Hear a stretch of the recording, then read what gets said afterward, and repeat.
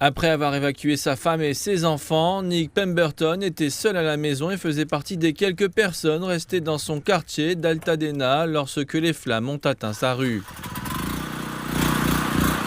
Il n'y avait pas de pompiers ici, il y avait des incendies partout, ils n'étaient pas assez présents.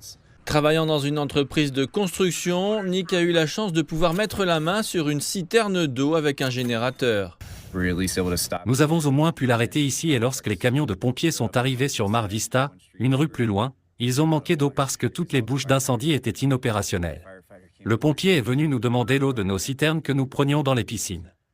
Il a réussi à empêcher la maison de son voisin de brûler, mais il était trop tard pour les autres. Les personnes à qui nous avons parlé disent qu'il n'y avait pas assez d'équipes de pompiers sur le terrain lorsque cette maison a brûlé le jour de l'incendie.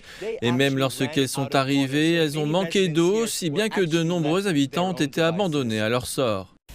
Le service des pompiers de Los Angeles reconnaît qu'il ne dispose pas d'effectifs suffisants pour maîtriser des incendies simultanés d'une telle ampleur.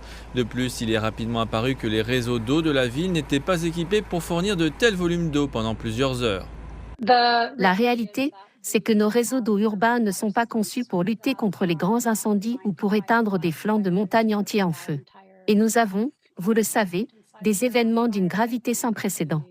Malheureusement, les systèmes urbains ne sont pas entièrement équipés ou ne sont pas censés être équipés pour lutter contre des incendies de cette ampleur.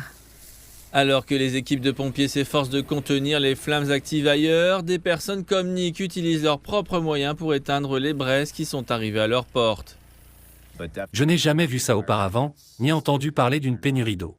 On ne nous a jamais coupé l'eau de cette manière, les bouches d'incendie n'étaient même pas encore ouvertes et nous n'avons pas pu arroser les cours, les toits et d'autres choses de ce genre.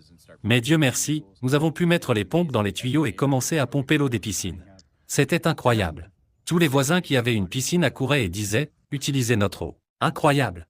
Des temps difficiles appellent des décisions difficiles à Los Angeles, avec des voisins courageux qui s'unissent pour protéger les maisons des autres.